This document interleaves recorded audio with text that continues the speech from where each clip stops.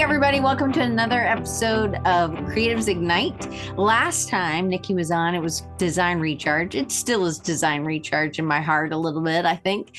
But I did brand change. But you and I have both been doing, you've got me beat by at least a year because you started collecting images. I called you a connoisseur of signs and typography.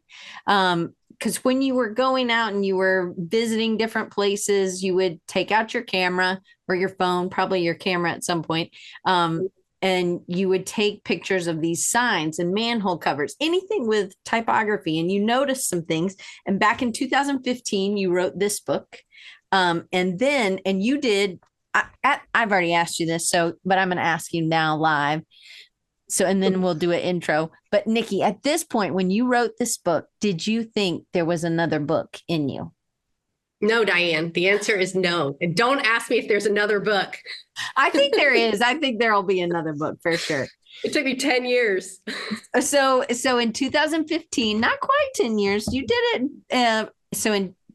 But almost 10 years, you wrote the second book. And this is really what we're talking about today.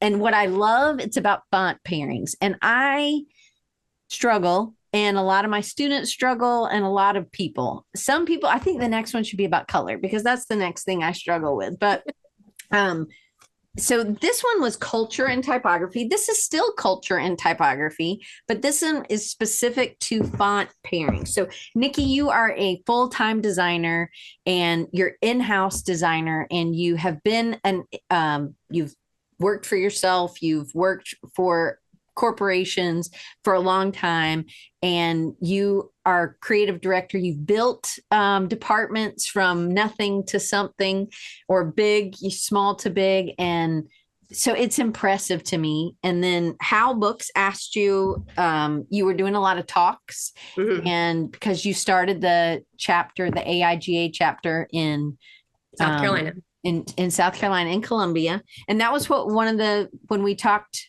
one time, I think you've been on more than once, but one time it was about how to start an AIGA chapter, and you were really influential. And I think you were going around talking to different areas about this, and you talked to us about it, and we were able to build a chapter. And then COVID came and whatever. But then you did this, but throughout this whole time, you've always had your camera taking typography. So the culture and typography started here. Give us just a little bit of your background. You've also taught at the University of South Carolina, but we're not going to talk about that because you don't want to cry because you loved it so much. But tell them just a little bit, give them a better intro than I did. So I grew up in Greenville, South Carolina. I went to school at LSU. I played tennis for them for 4 years. I graduated with a BFA in graphic design, got married in the living room of my parents' house by the guy who married my parents. And then the next day, we moved to New York City, and I worked there for 3 years. And when my husband got his master's from Columbia University, we relocated to Columbia, South Carolina with a job for him. And so that's when I started freelancing. I started the AIGA chapter. That's when I met Stephanie. I'm not going to cry this time talking about it. So I taught intro to graphic design and intro to typography for 5 years at the University of South Carolina as an adjunct. And that's when I really, really fell in love with typography. And I just absolutely loved it. And that's when I started the South Carolina chapter of AIGA. And we were there for about 9 years. I had my kids there. And then I was offered an in-house position that would relocate us to Ohio. And so we moved to Ohio. And it was about 2 months into that job, being in a corporate environment with very heavy guardrails of brand standards, 2 fonts, 5 colors. Everything was so locked down with what we could do that I knew I needed to find some kind of an outlet for my love of design, and especially my love of typography.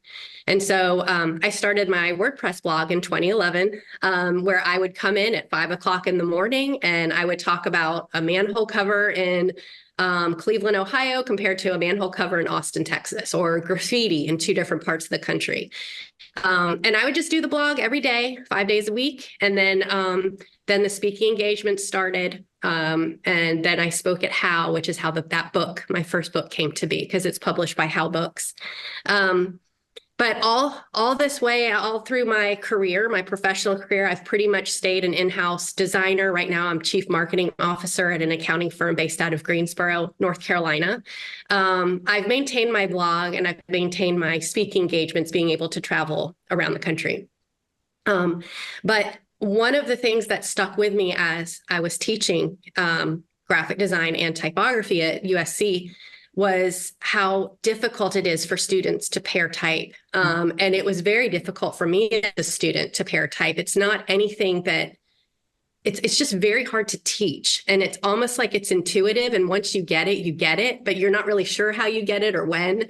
And so I thought, as I was thinking about putting together a second book, I was thinking, I'm going to look at all my signs through the lens of pairing fonts in an effort to help students or professionals learn how to pair fonts more successfully by showing examples of what's working or showing examples of what's not working and really explain why. And I think that's the biggest difference in my second book compared to my first, is that I really force myself to make opinions as opposed to just kind of being like, here's an example of a sign. Like, I'm actually saying this is not good and this is why. There's too much space. The letters are wonky. The kerning's off. And so I really forced myself to be opinionated in this second book in the hope that it helps. So maybe part of what we have trouble with is that having a strong opinion. Yeah. I think it's also, so we find fonts that go well together and then we use them because we can use them, but we don't. And you told me you had a great example of, you would look at a lot of students, you would do a lot of, as you would tour, you would do some portfolio reviews, yeah. And you noticed something. Can you tell them that story? Yes. And so in the midst of all of this traveling, very often I would be asked to attend local universities and be part of their portfolio review. And I loved it because I loved teaching so much. So any opportunity to be back in front of students, I would jump at the chance. And so it is very common for me to see if a student had a very successful project at some point in the semester, that the rest of their portfolio looked like that project, because the pairing of these two typefaces or this color palette was very successful for this specific project. It's very hard for them to have the confidence to move away from that and understand that it was successful for that one moment, but it's not meant to be repeated for the rest of the portfolio. And so I saw that as a teacher, and then seeing that in these portfolios has stuck with me as well. Well, and I think that when you are, like what you said, was working corporate, you do have limited. There's not as much flexibility or variety that you can kind of bring in. And so as you're looking for that variety when you're taking pictures or seeing things. And I do love that this book does have more of a, I think the other one, it talked about the culture and how design was different in Hawaii as compared to South Carolina, and Ohio as compared to Arizona. Or, it just is different. And I think that that's interesting for us to think, oh, wow, we're really actually making what we're doing and what we're seeing around us actually influences what we think is good or what we're putting out there. Yeah. Sometimes just what clients are wanting or what they're forcing us to do. Right. And at some point in our career, we're like, I can't ethically do this ugly design for you, or at least that's how I feel sometimes. So, but from this book to this book, this one is How Publishing, and then this one is You. So self-published. So, this one came out in 2015. So with 4 years under your belt of taking photos. And I think you probably pulled some photos from those only two photos. Only two. That are from the early. So that just means you've been doing lots of traveling, which I think is great. But so from 2015, it's an awesome book.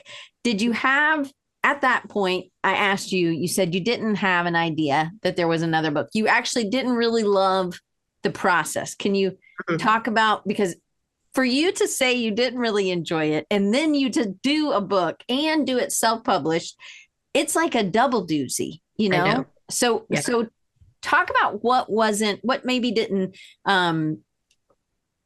because it is a big undertaking to take on a book. And then you did so many speaking with it as well. So was any of that kind of part of like, hey, I want to breathe. I want to be at home more, or what were some of the things that you thought at that point you were like, I'm not going to do another book? I think it was really difficult for me with the How book, working with an editor, because they rode me hard about deadlines, and you need to, and then they'd come back and I'd write a whole section. They'd come back, you need to rewrite this. You need to add more content here. You need to redo this whole thing. I just did not like that. I don't consider myself a writer. Even though I've written 2 books, I consider myself a designer and a marketer now. And it was very challenging for me. And so when I tackled this book, I knew I wanted to self-publish so that I would determine the timeline. I would determine how it sounded, because it was really important to me that it's in my voice and not somebody else's voice. And that the opinions that I had came from a source that meant something, rather than somebody telling me I needed to do it a certain way. Okay. So then taking it on as a self-published book, Mm-hmm. and Paul's here, he's a book designer, so he deals with a lot of authors, and so there's more than just actually doing the design. And Paul doesn't do the promotion or anything, but you're having to do the promotion. You're actually you're selling you're doing the fulfillment or the Mm-hmm. distribution as well. Mm-hmm. So and you still have a full-time job and 2 kids and a husband. Yeah. So so what made it, was it enough that you could take time off, you could write when you wanted to, when you had windows of opportunities and there wasn't this pressure? But what was it that made you think, oh my gosh, I need to do a book? Because it's a lot to undertake, right, to Yeah. write a book, but that it was so important about font pairings. Like, what about font pairings made you were like, I'll come out from retirement I and do it I again? think because I had so many pictures, and I Mm. think 85% of the pictures in my first book, those signs are now gone. So it has turned into more of a historical documentation of all of these things I have seen. And now I have all of these other pictures I've taken in the last 10 years that are just stuck in my Dropbox that nobody sees. And so as I put this book together and gone back and done the research, I have realized yet again that about 80% of these signs are gone. And so it's just, to me, it's a way to document the places I've been. It's a way to thank the people who have brought me to the places where I've been able to travel to that I would never have been able to see before, and then put it in a context that hopefully will help the next generation of designers and the professionals today. Because I have tried to find books on how to pair fonts, and the only thing I have found are like, well, they'll put the whole alphabet down next to the whole alphabet of another typeface. And to me, that's not very relatable, and it doesn't really help me. I need to see it in use. And so I Right. thought this could be a good avenue. Okay, so with self-publishing, this will be the last question I think about self-publishing. What made so you were your own editor, you were Yeah. your own deadline Yeah. driver. And you had to find, again, not as big deal for you because you're a designer, to find a printer. Mhm. Are you putting it in? I know it's in some stores in Charlotte, North Carolina. Mhm. But like, how else are you getting word out? I mean, as soon as you posted on Facebook, I'm like, sign me up. I I Venmoed you know. my money, and then Thank you. you the next whatever week or something, I got the book. Yeah. And you wrote, maybe you don't write it for everybody, but you wrote Yeah. a little Yeah. note for me, and I really appreciated that. And I mean, it's a really nice, and it goes really well together. They're very Mhm. similar. I mean, very slightly different in size, but Yeah. I mean, like maybe a quarter of an inch different Mhm. is all. But it's a great. And so I'd love for you to tell people a little bit about that process of choosing the printer and Mhm. how I mean, you're working full time, you have kids that are in sports and stuff. So how are you spending, how much time in distribution, like trying to get it in, or like, nope, we're not worried about that. We're just shipping and I'm paying a friend to ship stuff out or something. So when I spoke in Los Angeles last fall when I had just convinced myself that I was going to be writing another book.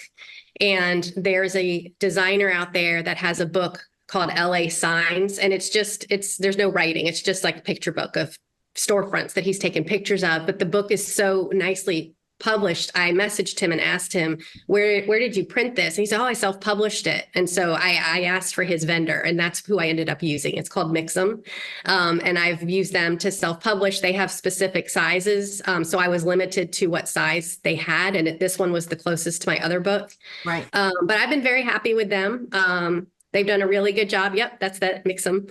And then what I really love about it is after my first run, I printed 75 books. I caught 2 typos and I fixed the spine issue. And so the next shipment of 75 comes tomorrow. And for me, that means everything, that I own the entire book. The How book, I have about 15 copies left and then it's gone. I mean, that's it. I don't have it anymore because I never owned it. They did. Right. For this book, I have it. I can make edits. I can order on demand as needed. When I was in Los Angeles, a guy came to my presentation there he does a pop-up shop. And so he has my book in his pop-up shop in Los Angeles. I shipped him copies. When I was in Corpus Christi, I wandered into a store that had a mannequin out front that was wearing a t-shirt with a manhole cover on it. So I went in saying, this is my store. This is my kind of store. And so I messaged them. I bought that t-shirt, of course, but then I messaged them afterwards of several weeks ago and said, I was in your store. There's several pictures in my book from Corpus. Would you be willing to carry my book in your store? And so my book is in Corpus Christi. And then the ones in Charlotte are here. And then I was just in Cincinnati and I'm trying to get my book in the American Sign Museum, which to me would be so awesome because that's one of my favorite places in the country. That's cool. I'm trying. It's just by me reaching out to places. It is hard. It's not that enjoyable of a process, to be honest with you, trying to get it out. But the main distribution is I just take it with me. It's my little sidekick with my speaking engagements. I take it with me and in the hopes I can sell them on the road. Yeah. So then if somebody like today wanted it, and we'll tell you how to go about you can actually get both for one price. Yes. But if somebody was doing that, then that comes in, you get your Venmo or PayPal or whatever it is. And then is one of your kids doing this shipping? Are you doing this shipping? No.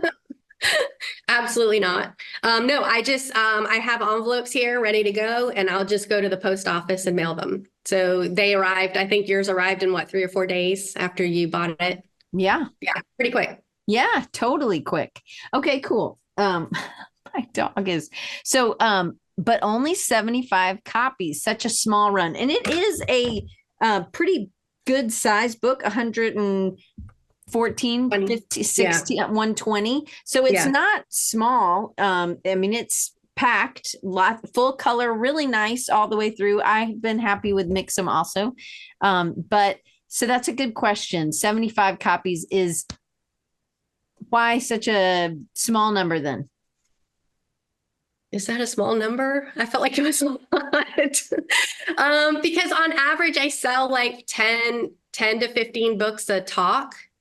And so I don't know. I feel like that'll take me through probably next year or the middle of next year. And so then that's the beauty of it. I can order more. Also trying to control the finances and not order a ton of them because I have to store them in my house too. Right. Because there's storage, right? Yeah. So that's the other part of it. So when you're going to take on something like this, there has to be someone, and you're probably not spending 10% of your week calling bookstores to see if they're going to hold your thing. Only when it fits, when it's a good fit, you're going to do that. And I think that is good for us to remember. But sometimes there's other companies that can do that fulfillment if it got to a point. And then you would probably order more. Right. Order more. But this, because you're doing it, you have to store it and ship them. 75 at a time is something like, how many are you taking when you go on a trip? And if you have to fly, worst case scenario, you have to fly, how many books are you taking with you? About 10. It's only 10. So if I sell out and I need to mail more, then I have to ship them when I get home. Right. But it's just not economical to be shipping books all over the country wherever I go. So I just take them with me. Yeah, no, I totally get that. So, now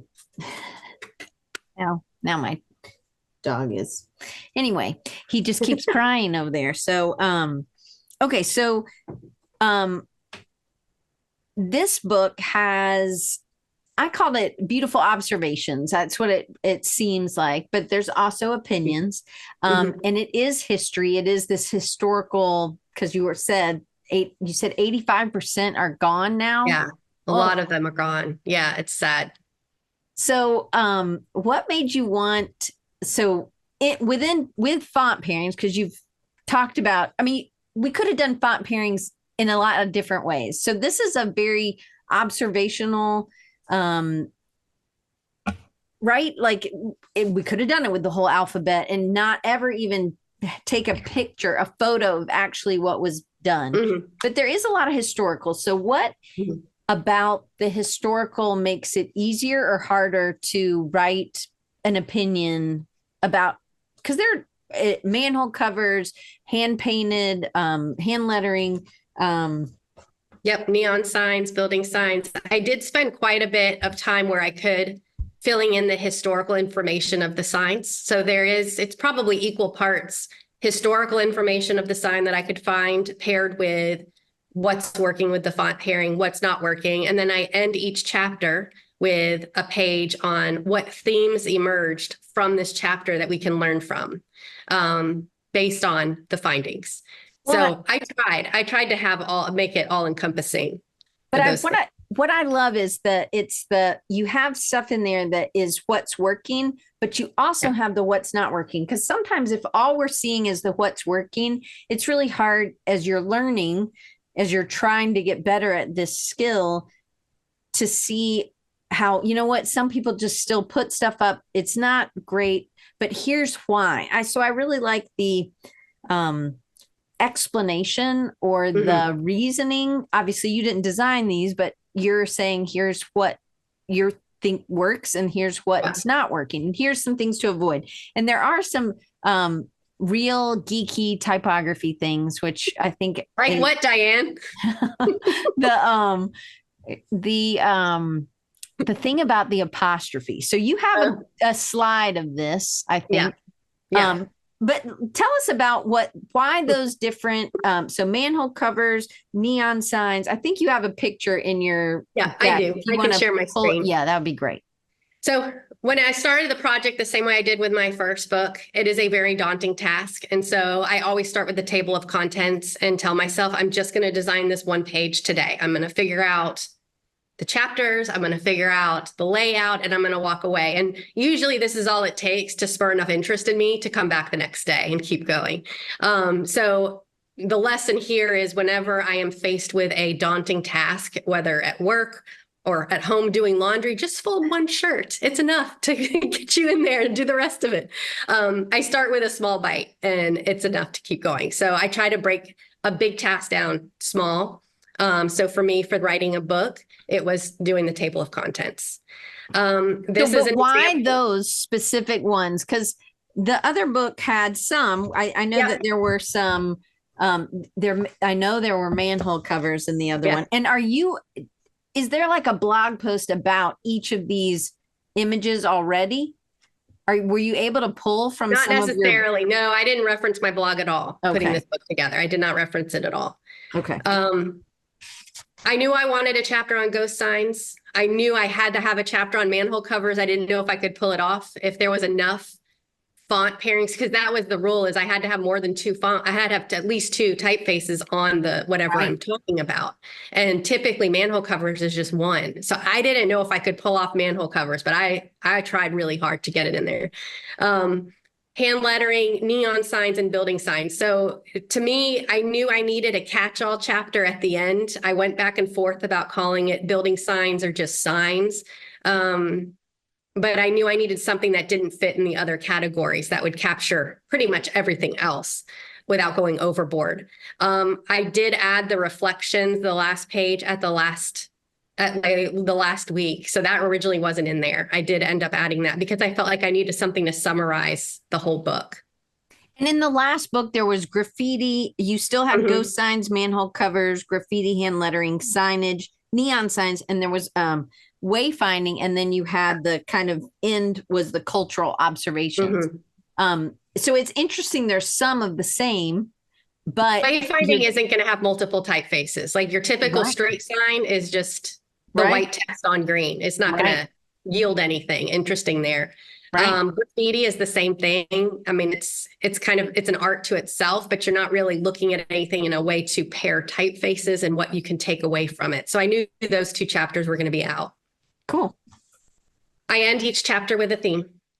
This was a very hard page to write every single time, all 5 chapters. Trying to be concise with my thoughts in a way that was still meaningful, while showing an example that was used in the chapter. But I feel like these are probably the 5 most important pages of the book because it summarizes everything in one page. I can imagine that would be hard because you probably have how many images in a chapter, you think? Maybe 40 to 50. Yeah. So it's the manhole cover is my smallest chapter. That one probably has like 20 or 25. Maybe. Still. This spread was a light bulb moment for me. I walked past this sign that was like on an easel in Reno, Nevada, outside of a pawn shop. And I just it just completely caught me off guard how beautiful it was with the hand lettering and how much detail there was in just this one sign. All hand lettered, all of the detail. It's just so well done. It's meant for people walking by. Nobody in a car would be able to read it. It's too detailed. And so I know it's only 2 paragraphs, but I spent a lot of time writing those 2 paragraphs about this sign. And then as I was writing it, I thought, I need to show why this is so good. I'm going to redesign this recreate this sign using Arial just to show why this is so much more effective using hand lettering. I think I used Arial and Brush Script, the 2 most basic fonts there are. Right. And you can literally see how the difference is and how the one on the left has so much more personality and energy to it. It's so much more inviting than the one on the right. And so this to me is a very important spread in the book. I love that. This page is something, this second paragraph I have had in my head for a very long time, over a decade, of how to handle an apostrophe when a sign is mounted vertically. And I have seen many different renderings of this. The one taken here in Memphis, the apostrophe is before the S. I have examples here where the apostrophe is after the R. And then the example that I think is correct, so this is again me going out on a limb and forming my own opinion, I believe the apostrophe should be in its own circle, which is how it is here. I have seen many different examples of how it is, and there is no right way. I don't think there's ever anybody who said this is how it should be done, clearly, because there are so many different examples out there. I definitely don't think this one in Memphis is correct. And so this page was like, we can only pay for 5 circles, you know? That's right. And who knows? I mean, maybe this was an older sign that they came in and, refurbished it to fit their needs. Who knows? But I thought it was an interesting conversation to have and to make an opinion about it. It is. And I don't know what the rule would be either. So again, like, to me, this is the geeky type conversation that maybe we can't really have with our spouse or with maybe some of the people we work with, we could have it with, but some of us, a lot of us here we work alone. So we're having this conversation with each other, or we're not having it. And I think this is an interesting, I love, because you've had the observation, you've seen it in places. What are people doing? What is working? And you're making that opinion. To me, that is really nice to be able to see. So And I don't know why this dire sign, the apostrophe just doesn't look right. Like in my head, this doesn't look, it looks wrong. It looks like a typo. And mm, so writing this book, I was forced to analyze why do I feel like it's wrong and explain it in a meaningful way that makes sense. And so for me, it made sense to write out with these examples, showing the other alternatives, and then come to the conclusion that this one looks the most correct yeah, for me. Paul says that makes sense about the apostrophe, a monospace font. It would take up, right, its Yeah. own space. And Amy Lynn says her husband gets to hear her mini rants from time to time about, oh my goodness, that kerning is awful. So yes, I definitely know, or where the comma goes when there's a quote marks or Oh, whatever, yeah. Yeah. Yeah. Okay. And then this sign, I'm actually going to Fargo, North Dakota next week for a presentation with AAF North Dakota. This sign is on the cover of my building signs chapter. And I was so excited to be able to use this in my presentation and talk about how it's in my new book. I mean, I thought this sign was so interesting looking. It's so unusual, and it's right next to the Fargo marquee, the theater marquee that's in downtown Fargo. And so as I was doing research on this sign, I have found out it is now gone and it looks like this now. So the double whammy of realizing they have recolored it to the McDonald's colors and used papyrus, it's like just stabbed me in the heart and in the back. So I'm going to have a conversation with them next week when I'm there. Well, it's funny because one of the things that works so well, I don't love vertical type. I think vertical type's hard Yeah, to read, but it the is. white and banner, Uh-huh. it has a really high X height. So from far away, we can read Yeah. it. Yeah. And without that, and there is that in that leg of the N that I guess that's a leg. Yeah. Yeah. Yeah. The swash. Yes. That it kind of hovers under, but it still isn't taking up. The H does it too. It gives it so much more warmth. And then Mhm. the papyrus is just Painful. yes. Yes. And then Absolutely that painful. the X height is so small. And I try Mhm. to get this across when I'm teaching typography that it's about warmth. It's about being open and it looks more inviting. I could walk in the white banner uniforms or white, whatever it is. I don't Mhm. really know how to say it, but Boss's Pizza, it does have a weird, fast food feel Yeah. because of the colors. But then why papyrus? I And don't then know. such a short. I don't know. It's It awful. feel like stabbed me in the back too. It is a cool sign. I wonder if they have to have those circles for wind. I don't know. That's a good question. I don't know. I don't know. But You yeah, ask when that's you're there. I'm gonna ask them. I'm gonna get to the bottom of it.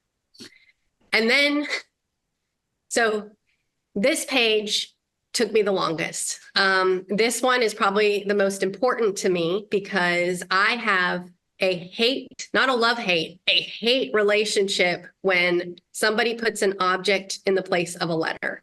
I have Mm, always hated it. My family knows I hate it. It's just from South Carolina, people love to put the palm tree and the crescent moon in the place of literally every letter in the alphabet. It doesn't even make sense, and it's in there. right. Um, and I knew I had to, for my mental health, get that out and put it on the paper and say it with confidence that a letter is not what you can't see there is it says freaking. A letter is not a freaking object. It is not. And an object is not a letter. And so this State Street sign taken in Madison, Wisconsin is a great example where they're putting the Capitol building, which is right behind this picture. It's right in the background as the letter A. And it just makes me so mad when I see it. And so I knew for my mental health, I had to really come out publicly with my opinion and put it in writing. Well, And this and the apostrophe were both, it only took up a paragraph on the page, but it was really important for me to get it out. Well, I think that the more we worked with something or the more we've seen it make it hard to read for our viewers Yeah. or confusing, um, that's where it starts breaking down and we really shouldn't do those things, like Right. um, there will always be, it's always good to break the rules, I think, but I also think, is legibility, is it I always think, when people put images on top of or underneath type, it's like, do you want me to read the image or do you want me to read the type? Because Right. I can't really read both. Right. They're And conflicting. it can be one of those things where Hmm. I also really hate big first letters and then Oh yeah. small, like, or a different font, or Uh-huh. use the F for Farm Federation for both. It looks like Arm Federation. It doesn't look like farm, like, Yeah. can you just give me two F's? Like, and I think it's just because I see a lot of bad stuff because I'm helping people in the very beginning stages and they pull up something and they're like, I saw this on the internet. It should be. And I'm like, my mom could have posted stuff on the internet. She didn't know anything. It Yeah. doesn't matter if it's on the internet, right? Um, anyway, so Paul says that's a bummer. I always liked the Madison State street signs, but never looked that close. To be fair here, the word spacing, okay, but we are talking type. Yes, true. So, but anyway, so we're talking about the image, using an image instead of a letter, or Yeah. making, and in South Carolina, it is like you have your whole life had that crescent moon as a C probably, and the palm Hmm. tree and is a Has T or a double G or, L's. Oh yeah. We yes. see it everywhere. Yeah. It's awful.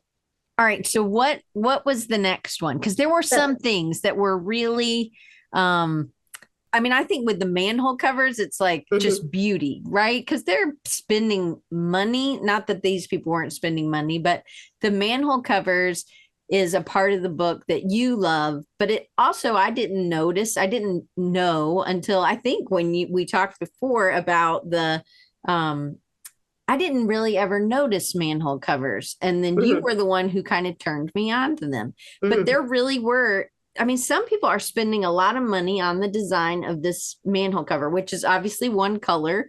And you Yeah. have, um, uh, they're, I don't know, bronze or whatever metal, and but you're pouring it in and they're making Mhm. this metal grate. Like a cast. Right. Uh-huh. Yeah. Iron, I think probably. they're ironed because they weigh Yeah. a ton. But I don't think I have a picture of them. This is just the thing for my books. But it's basically funded by the city for the most part. The ones that have them, they're funded by the city or the government, and they're usually a competition to have somebody come in and design them. The really intricate ones. A lot of times, they're the city seal, or the flag of the city is what's put on the manhole cover. Or sometimes, like here in Charlotte, they're nothing, and there's just nothing there. And so that has been what is fascinating to me as I travel around, is seeing how they change from city to city, and if they what can I gather from the manhole covers that's unique to the city that I'm in. And And sometimes it's been fascinating. it's like there's a big water or city Right. water meter, and that's one font. And then there's another smaller type that goes around. Yeah. I also think type on circles is difficult for a lot of Very people, difficult. because the spacing can be hard to read. Yeah. So it's like what things are on a straight line. So I don't know if you talked about that at all, but there's a lot of um, just Yeah. design I did talk about elements. that. You did? I do talk Okay, about good. type on a line and type on a curve. To be specific, page 33, Diane. I Okay, talk I was on 39. So there's a manhole cover in Kalamazoo, Michigan, where they attempt to put the name of the university, Western Michigan University, around the entire cover, and you Right, can't read anything. I can stop right, because it's right. taking up the whole Oh yeah, screen. you can. So It's hard to this see. one, You can't even see it in the picture, much less when you but share. But it's the seal of Western Michigan University that they put on the cover. but that talks goes back to logos, and if it Yeah. works big or small. If you have big city water sewer, Yeah. your small type has to be readable at the small type when you're, the which is also a part of font pairings. The size of the type, or the for a logo stuff, it would be size of icon and size of type. But when we're just talking about font pairings, this is what gets my panties in a wad, when kids have these big words and the tiny little, and I'm like, when do we stop using the small text? And they're like, never, that's part of the logo. And I'm like, well, I can't read it and it's too small. And I love, these are my favorite pens. I'm a big Uh-huh. pen, Yep. super cheap Yep. girl. And I always come back to it because they have a little icon, the little man, Hmm. but then Bic is pretty big, Yeah. comparatively, they're more of the same size. And I think that as students are learning, they think the icon should be big and the type should be small. And Hmm. that's not, it needs to be readable. And I love the manhole cover example of that things are, you don't have to have it spaced all the way around the circle. Right. It can just be portions, which I think some people are doing it really well. I do love the manhole cover section for sure. So, Well, and interesting thing about manhole covers is in addition to everything you just said, it has to hold up with extreme weather. So heat, cold, the middle of the road with trucks going over it, all of that. yeah, and when if you're in a snowy area, if there are Yeah. plows, Clouds. right? Yeah, so you may have to, I don't know, you're thinking about all different kinds of things that go into it. So um in this book, the only difference was building signs was added. And then I asked if you had of ghost signs, manhole covers, hand lettering, neon signs, and building signs, do you have a favorite of those? Out of the out Um, of all my chapters. well, just like if if you could only look at either ghost signs, manhole covers, hand lettering, neon signs, or building signs, which one would you choose? That would be manhole covers. Okay. What's second place? Um, I really love neon signs. I love looking at them close up and zooming in on the different curves and how the letters are formed together with the tubing. I think it's really intricate and interesting to see the creativities that have been taken to put words together by pairing the merging of the letters. It's like a aggressive cursive. Yeah. Yeah. Okay. So um I was trying to go make sure I've got are there any other nuggets of from this observation that now you use in your if you were freelancing or you were Mhm. making a poster or you were doing something that you've uncovered about font pairings that you didn't necessarily know before? Writing this book, is there anything that I learned? So yeah, from the in this research Yeah. and that you've now uncovered about font pairings that I know we've talked about some, but that you're like, oh, I will continue to do this. I will do this differently now, or because I did this research, now I know what works. And because I didn't know it, that could never find a rule for this. Mhm. So I will say the main one of the main themes that came out of this that was surprising to me is that when changing a font, it is very often that I have seen that they put the word on an angle. So even the image on the cover where it says colonial is good, bread, Right. and the word good is at a slight angle. That seems to be very successful if used correctly. And now actually the Mildred Johns is also at an angle. And so I'm not an angle person. I'm definitely like you. I do not like type on a curve, but there are many examples in this book where when the change of font is paired with putting it smaller and at an angle where it is done very well. And so that's something I would never have done that I'm now more open to try from writing this book.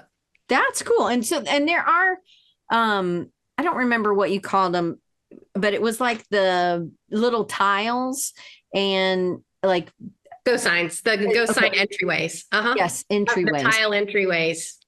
And I think that those are like so I don't know a lot of people who do those now. It seems Yeah. like Oh a yeah. very oh, we don't do that anymore because somebody Hmm. else is going to be in the store after Mildred, and but then she lives on because or even where the entryway changes, like the door changes, now it's part on the street and part not, part of it's inside. I think that's kind of interesting that we need to maybe think about if the owners changed, how would this affect the entryway into the building? Or if Right. they stopped using this door, if they moved the door or the windows, how would this if we are putting something in the concrete or on the ground, how does that, or even in a store, right? Mhm. My sister owned a men's clothing store in Raleigh for a few years, and they did a bleach concrete stain or something, you know. I mean, obviously, you could just, I guess, bleach the whole thing out again and be okay. But that was kind of a commitment to, if in, because it was the logo and it was really big in the middle of the floor. So the owners of that retail space have to be thinking they're gonna have to cover that up. You know, if it's like Oh, yeah. if you're renting and you're like, I want to paint this wall green, and your landlord's like, well, just make sure it's this beige when you get done. It's Right. kind of like that in the Mildred stuff. We love it now because we get to see some old things, and but Mhm. I don't know if that is as if maybe landlords don't let us do as much like that maybe now. I don't know. Those were some of the things I really love those, and I don't see them very much. And I it If a business moves into a building that's a national historic landmark, they have to keep it. They have to refurbish it. If it doesn't have that protection or designation, they can just paint over it or rip it up. mm. But I think so say it's not historic, somebody's just hoping that they'll be historic. Yeah. I think that new landlords aren't as open for someone to do that to the floor, or you know what I mean? Mhm. Like, Yeah, I because agree. It's too much would, work. yeah, and it would take money to take it Right. up, I guess. Right. Why do you think font pairings are so difficult for a lot of people? I think it's hard to understand how to grasp pairing two different things together in a way where they both complement each other and communicate a message at the same time. Um, it's hard. It's very hard. And it's one of those things, like I said, if it's becomes intuitive to you and you finally get it, it's very hard to explain it. It's like brushing your teeth. How do you brush your teeth every day? I don't know. I just brush my teeth. So it was very challenging to write this book because it is hard to explain it. But I think by showing examples, it made it easier. Yeah. And then people who read the book, they can form their own opinion. Maybe you disagree with me, and that would be great. That's fine. Yeah. Okay. So did you have any tips? So this to me is one of the really neat things about analyzing other people's stuff. And I always feel like a lot of designers come with opinions, but I think we need to be able to communicate what works and what doesn't and why, because it could be that it just doesn't work for me, but I may not be the ideal customer for that whatever it was. But the what are some unexpected conversation starters that have come out of some of these talks when you're talking about font pairings? Well, I start these talks next week. Oh, So next week is my first roadshow with this book. So I don't know yet, and I'm excited to have those conversations. But I know for me, some of the conversations that have come out in my past is why do certain typefaces tend to pair more successfully together than others? Why in certain regions of our country, like for example, Las Vegas, they can get away with the big, bold, flashing neon signs where that would not work in downtown Muncie, Indiana, where I just was last week. Their signs are very different. And so trying to understand the differences between what works regionally and what works on paper is also very different. okay. All right. So let's I want you to be able to share how people can get it. Can you share that slide one more time? Oh, sure. And then the last four digits of the Venmo. So you can Venmo or you can email her at Nikki Nikki Villagomez at gmail.com. That's and you can Venmo at Nikki Villagomez. And then you need to Can you email see her my your screen? address. Pardon? Can you see my screen? Yes, I can see your screen. So you can get both books for $50. Yeah. or you can, since I already had the other one, I just needed the new one. Yeah. $35, and the books are going to arrive via USPS, Yeah. you postal service in 5 to 7 business days. So for if they Venmo you, but I think that is it on the blog? There's a PayPal, because I think, Yes. okay, so let me add that in. So you can do Venmo, or Venmo's preferred, or you can go to my blog, which is Nikki Villagomez.wordpress.com, and you'll see on the right-hand side, you can purchase the books from there as well. okay, and I'm gonna and that's through PayPal. Okay, so and that the blog is Nikki with 2 Ks, NIKKI BILLAGOMEZ.wordpress.com. And the reason I'm spelling it is so that if anybody's listening on their phone, just know you don't have to write this down while you're driving. You can just click it.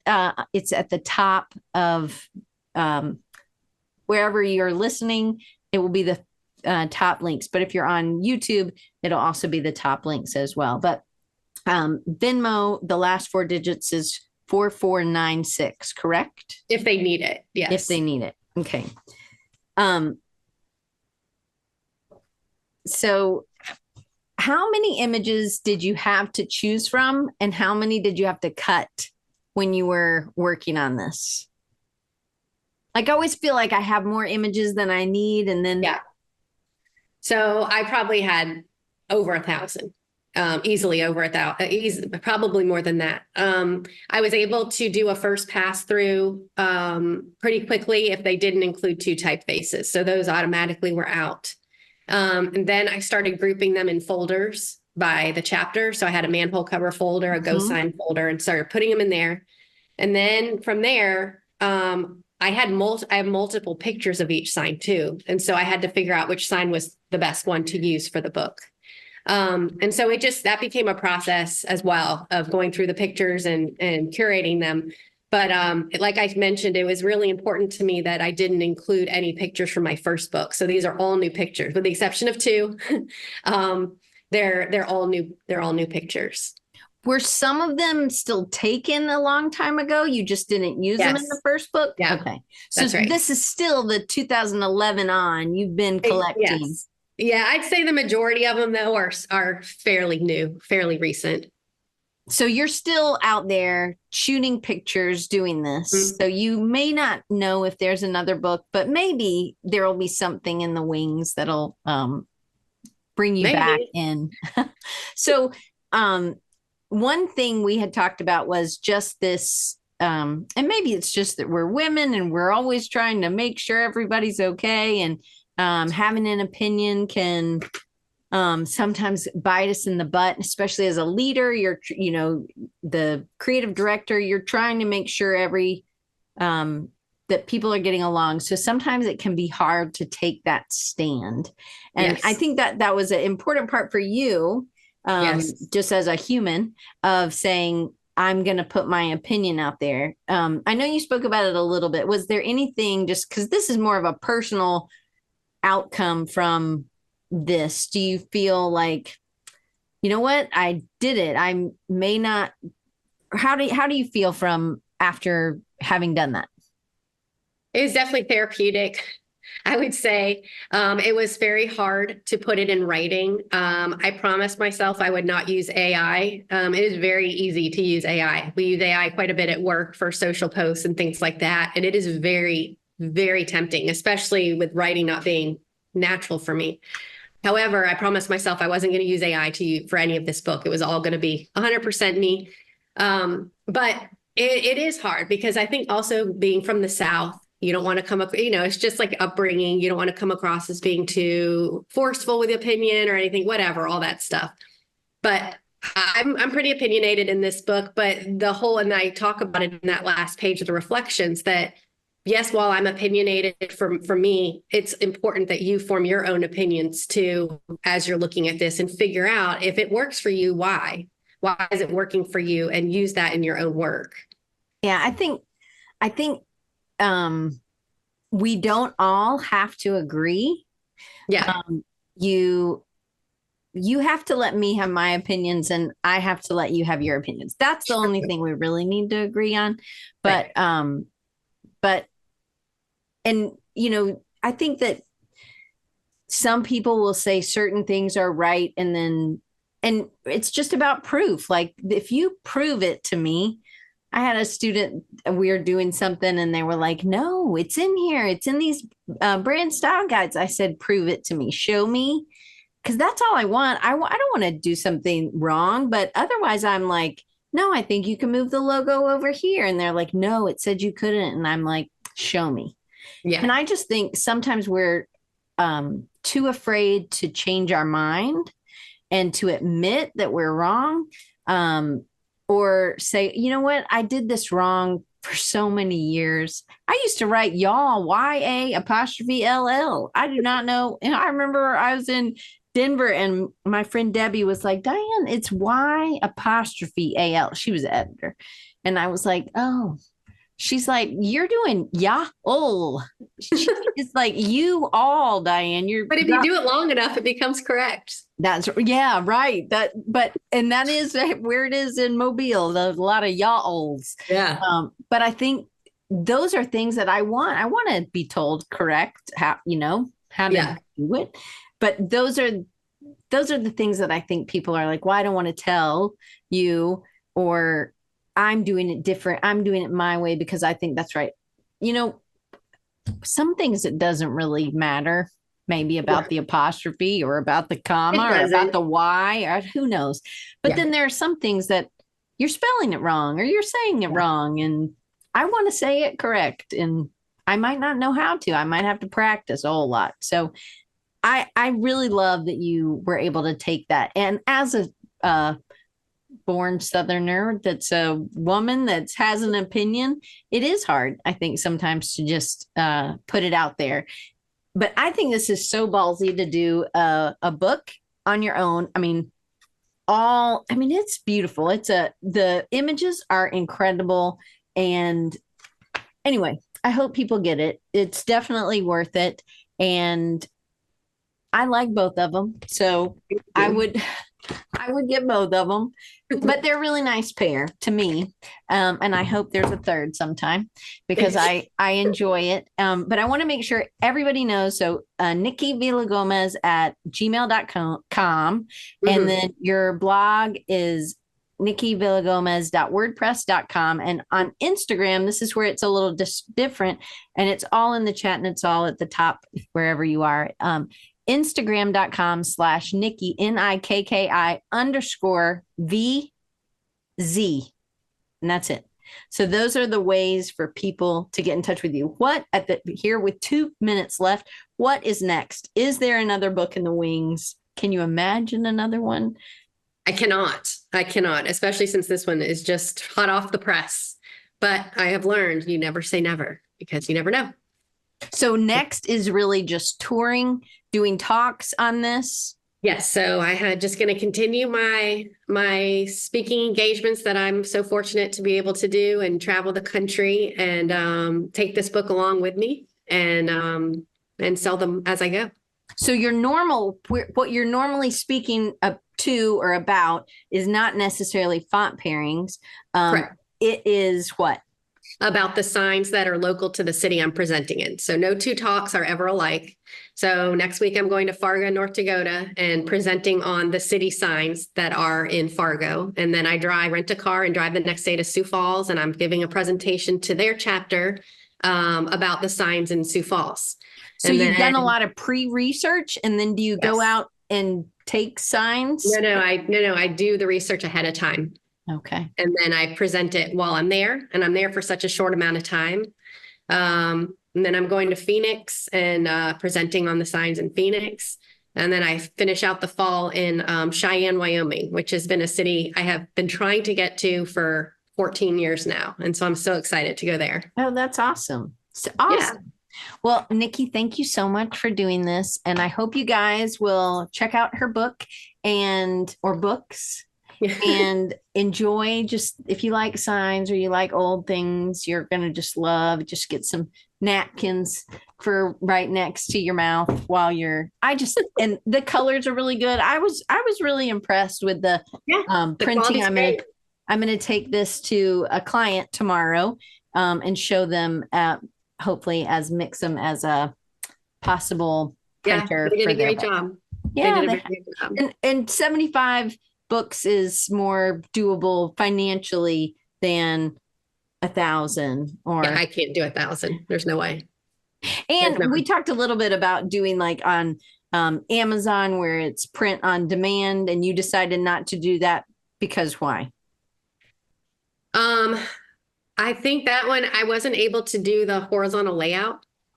It had to be like a novel form, and I had already laid out the book and it was done, and I'm not about to redo the book. So that wasn't an option for me. Well, that's good. Well, I'm excited for all those people and for you to be able to go to Cheyenne. And I hope that you have an awesome fall sharing this. And then you would also do a talk on or bring in about font pairings. You could do something probably. For sure. But I appreciate you. And next week, I am wrapping up the summer art party. We will still have 2 more summer art parties, which is something I've done just in the summer, Nikki, just so you know. But if you want to join, you can always join, and it's free. And we just get together and talk about the art we've done and things that have inspired us. And it's on Tuesdays. So we have next Wednesday, I'm doing my kind of wrap up of what I got out of it and what I made and what I plan to do. I guess it's a hold my feet to the fire kind of talk. So you get a rapid recharge with just me next week. But Nikki, thank you so much for today. Thanks, Diane.